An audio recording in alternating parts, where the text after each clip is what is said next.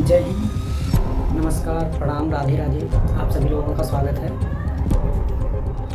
दोस्तों, भारतीय स्वतंत्रता संग्राम की लड़ाई में जलियांवाला बाग हत्याकांड जो पंजाब रीजन में हुआ था, उसको तो सभी जानते होंगे।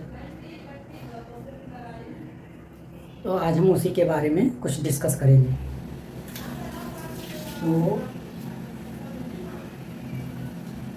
मैप से समझते हैं।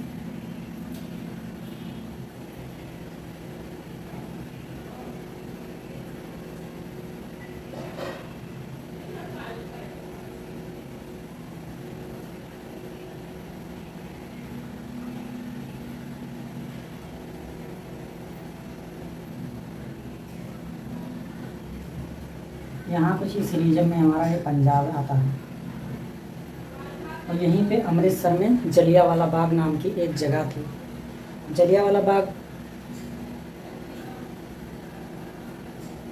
यहाँ पे जलियांवाला बाग मान लेते हैं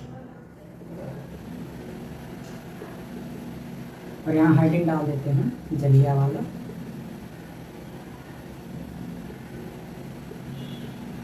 बाग।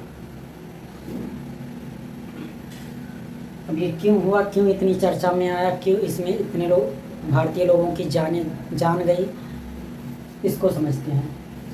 तो जब हमारे देश पे ब्रिटिश हुकूमत का शासन था, ब्रिटिश सरकार अपना गवर्नमेंट चला रही थी, तो उसने एक 1914 के 18 के बीच में 1914 और 18 के बीच में प्रथम स्वतंत्रता संग्राम भी उसी समय चल रहा था। First war of the world.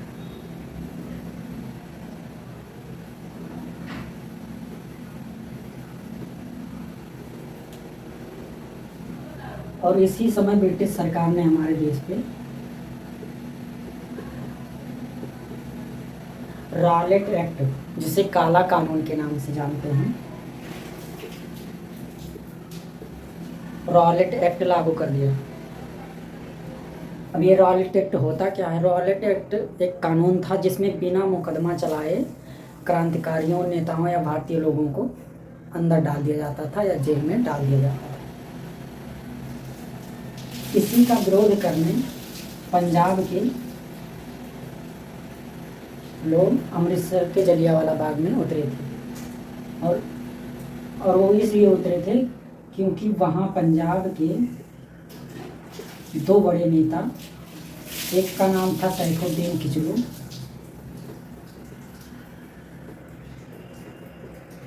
और दूसरे का नाम सत्यपाल, डॉक्टर सत्यपाल। इन 2 नेताओं को गिरफ्तार करके और बाहर भेज दिया।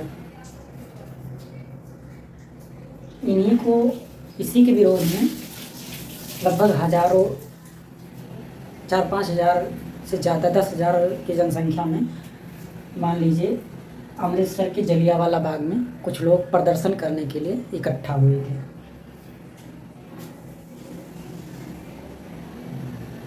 और जब इकट्ठा हुए, प्रदर्शन की शुरुआत हुई, काफ़ी लोग इकट्ठा हुए, बच्चे भी थे, बूढ़े, जवान, महिलाएं भी थी, सब इकट्ठा हुए।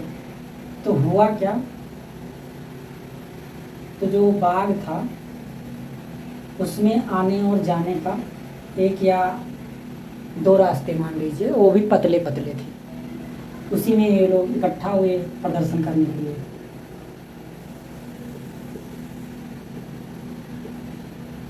इसी बीच ब्रिटिश सरकार को इसके बारे में पता चलता है और वो अपने सशस्त्र आर्मी लेकर बाग में पहुंच जाते हैं और पहुंचते ही बिना कुछ चेतावनी दिए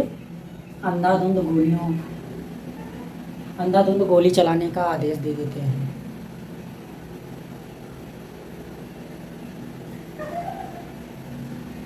अब ये चारों तरफ से तो दीवारें थी, रास्ता घिरा हुआ था। प्रदर्शनकारी भागने की कोशिश तो की, लेकिन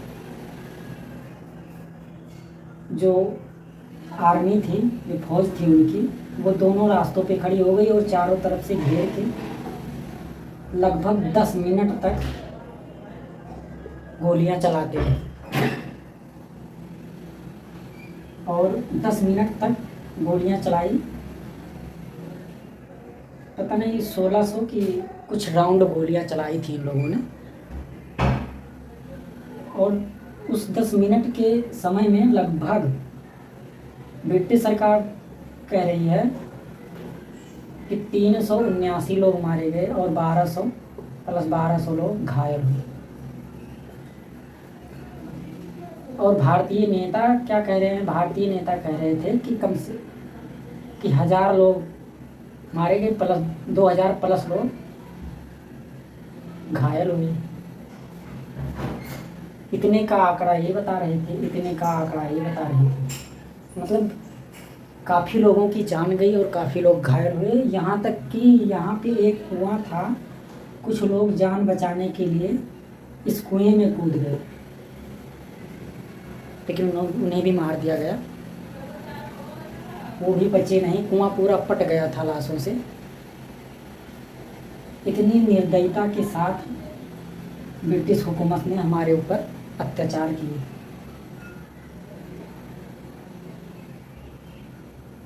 और ये होने के बाद, ये कांड होने के बाद पूरा भारत हिल गया। भारत क्या, पूरा देश विदेश हिल गया। उसी समय फर्स्ट वर्ल्ड वार भी चल रहा था, वहाँ भी खबरें पहुँची। तो इस चीज़ की बड़ी निंदा की गई उस, और इन्हें यहाँ से, जो यहाँ के ब्रिटिश हुकूमत के जो वायसराय या फिर लीडर थे, इन्हें यहाँ से हटा दिया गया।